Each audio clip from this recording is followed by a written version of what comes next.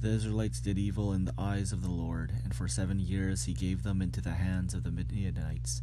Because the power of Midian was so oppressive, the Israelites prepared shelters for themselves in mountain cliffs, caves, and strongholds. Whenever the Israelites planted their crops, the Midianites, Amalekites, and other eastern peoples invaded the country. They camped on the land and ruined the crops all the way to Gaza, and did not spare a living thing for Israel, neither sheep nor cattle nor donkeys. They came up with their livestock and their tents like swarms of locusts. It was impossible to count them or their camels. They invaded the land to ravage it. Midian so impoverished the Israelites that they cried out to the Lord for help. When the Israelites cried out to the Lord because of Midian, he sent them a prophet who said, "This is what the Lord, the God of Israel, says. I brought you out of Egypt, out of the land of slavery. I rescued you from the hand of the Egyptians, and I delivered you from the hand of all your oppressors. I drove them out before you and gave you their land. I said to you, I am the Lord your God. Do not worship the gods of the Amorites in whose land you live. But you have not listened to me." The angel of the Lord came and sat down under the oak in Ophrah that belonged to Joash the Abiezrite, where his son Gideon was threshing wheat in a winepress to keep it from the Midianites. When the angel of the Lord appeared to Gideon, he said, "The Lord is with you, mighty warrior." "Pardon me, my Lord," Gideon replied, "but what if the Lord is with us? Why has all this happened to us?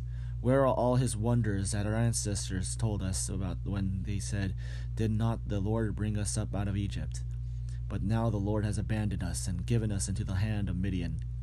The Lord turned to him and said, Go in the strength you have and save Israel out of Midian's hand.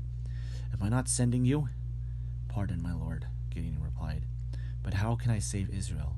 My clan is the weakest in Manasseh, and I am the least in my family." The Lord answered, "I will be with you, and you will strike down all the Midianites, leaving none alive." Gideon replied, "If now I have found favor in your eyes, give me a sign that is really you talking to me. Please do not go away until I come back and bring my offering and set it before you." And the Lord said, "I will wait until you return." Gideon went inside, prepared a young goat, and from an ephah of flour he made bread without yeast. Putting the meat in a basket and its broth in a pot, he brought them out and offered them to him under the oak. The angel of God said to him, "Take the meat and the unleavened bread, place them on this rock, and pour out the broth." And Gideon did so. Then the angel of the Lord touched the meat and the unleavened bread with the tip of the staff that was in his hand. Fire flared from the rock, consuming the meat and the bread, and the angel of the Lord disappeared.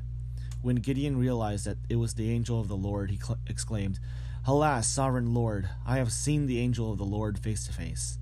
But the Lord said to him, "Peace, do not be afraid, you are not going to die." So Gideon built an altar to the Lord there and called it "The Lord is Peace."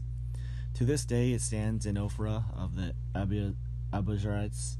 The same night the Lord said to him, "Take the second bull from your father's herd, the one 7 years old. Tear down your father's altar to Baal, and cut down the Asherah pole beside it. Then build a proper kind of altar to the Lord your God on top of his height. Using the wood of the Asherah pole that you cut down, offer the second bull as a burnt offering." So Gideon took 10 of his servants and did as the Lord told him. But because he was afraid of his family and the townspeople, he did it at night and rather than in the daytime.